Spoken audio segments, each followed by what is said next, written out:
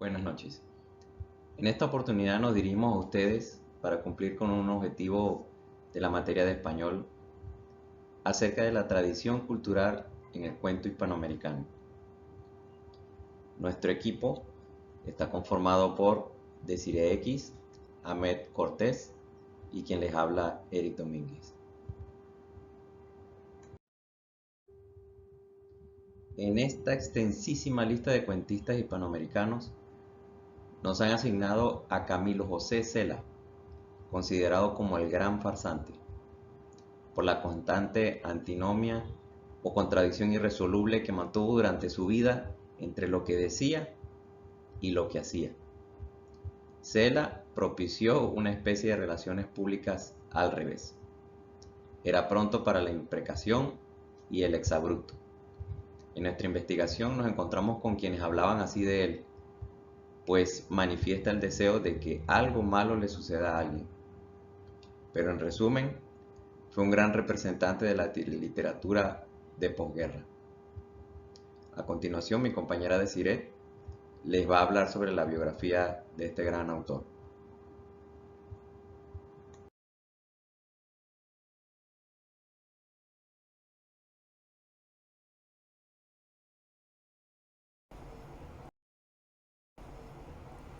José Camilo Cela nació en Iria Flavia, 11 de mayo de 1916, Madrid. Fue escritor español, representante de la literatura de posguerra, ejerció como novelista, periodista, ensayista y editor de revistas literarias. Y conferenciante, fue académico de la Real Academia Española y resultó galardonado, entre otros, con el Premio Príncipe de la Asturias de las Letras en 1987, el Premio Nobel de Literatura en 1989 y el Premio Cervantes en 1995. Se casó con María del Rosario en 1944, donde tuvieron un hijo, el único hijo que tuvieron, llamado Camilo José, quien después de varios años deciden divorciarse, y él un año después se volvió a casar con Mariana Castaño, periodista con la que compartió sus últimos 12 años. En el verano de 1942 es ingresado por sus dolencias pulmonares. Mientras su estancia en el hospital, escribió la citada novela Pabellón de Reposo. En ese lapso tuvo una amistad con Felina Ibáñez, que le presentó a su hermano Rafael, quien dirigía la editorial familiar. Cela le hizo llegar el manuscrito del libro de la familia de Pascual y Duarte, y Rafael la publicó en ese mismo año de 1942. José Camilo Cela, Camilo José Cela falleció el 17 de enero del 2002 a sus 85 años. La causa de su muerte fue una insuficiencia cardíaca. Camilo José Cela fue una gran figura destacada de la literatura española del siglo XX. Su fallecimiento representó una pérdida significativa para el mundo de la letra hispánica.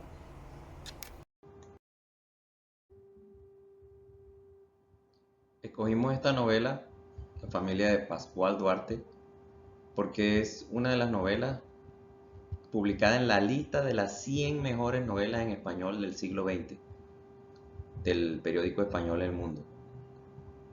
Esta novela es fundadora del género que se dio a conocer como el tremendismo, y es un punto de encuentro de estilos que surge en España, de la España de la posguerra, dentro de los que podemos destacar el existencialismo y el extremo realismo.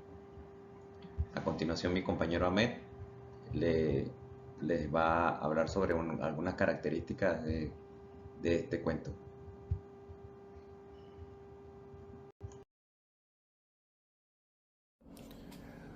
Hoy quiero compartirle con ustedes una breve reflexión sobre la impactante novela de Camilo José Cela, La familia de Pascual Duarte.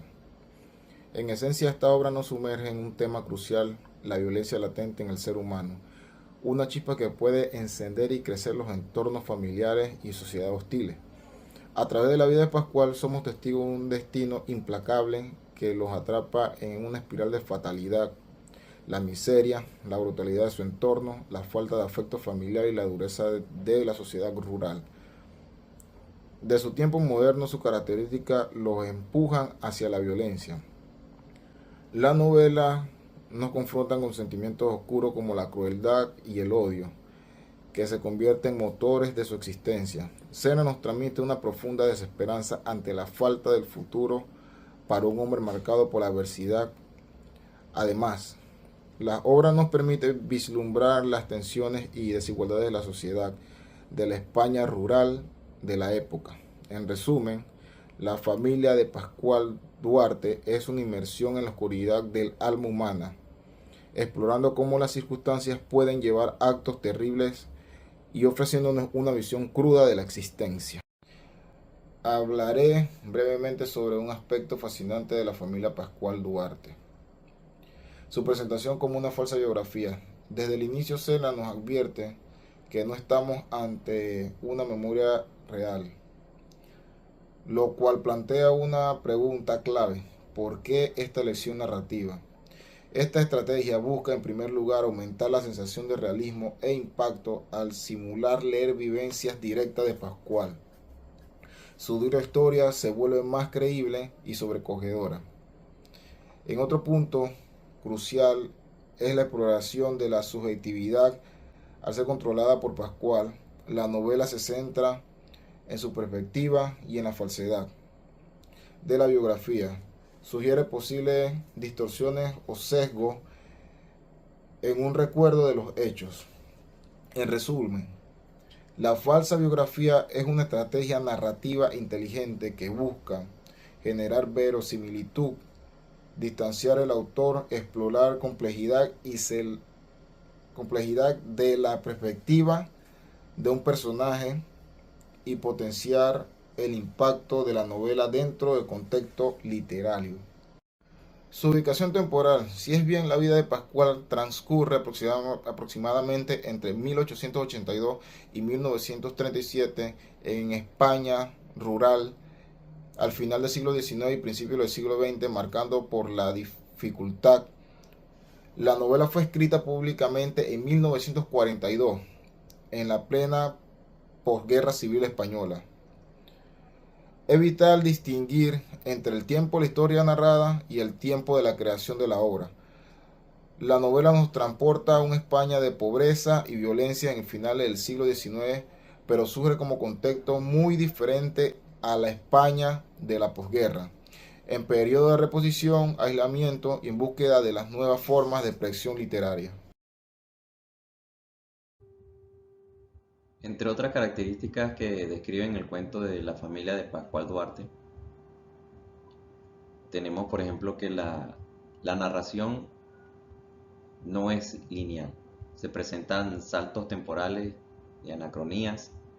Aunque abarca varias décadas, el relato se concentra en los momentos más intensos emocionalmente para el protagonista. El tiempo externo está vinculado a los años previos de la Guerra Civil Española. Cela utiliza un estilo sobrio, directo y crudo, con lenguaje popular y coloquial, que refuerza el realismo de la obra. Es característico de este estilo, del tremendismo, un estilo literario que se centra en lo grotesco, en lo violento, en lo brutal. El lenguaje es rico en modismos populares y expresiones vulgares, lo que da una especie de autenticidad al relato. Cela combina registros cultos con formas propias del habla rural para representar mejor la psicología del personaje principal, que es Pascual. La estructura de la novela también podemos ver que está compuesta por una introducción de un editor ficticio, seguida de capítulos escritos por Pascual Duarte a modo de memorias, y concluye con algunos documentos finales como cartas. Utiliza bastantes recursos literarios, como por ejemplo el monólogo, como pueden ver en la diapositiva, que lo utiliza para expresar los pensamientos del protagonista. Utiliza descripciones detalladas sobre la violencia, la miseria y la angustia. Utiliza bastante simbolismo como el toro, la sangre y la cárcel como símbolos de un destino trágico. Y utiliza lo que llama la ironía y el fatalismo, que muestra la visión pesimista del autor de la que hablábamos al principio de esta exposición.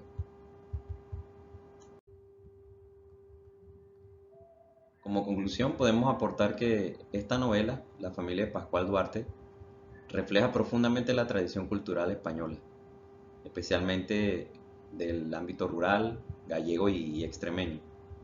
Cuando digo extremeño, para quien no esté familiarizado con el término, me refiero a que es natural de Extremadura, la comunidad autónoma de España.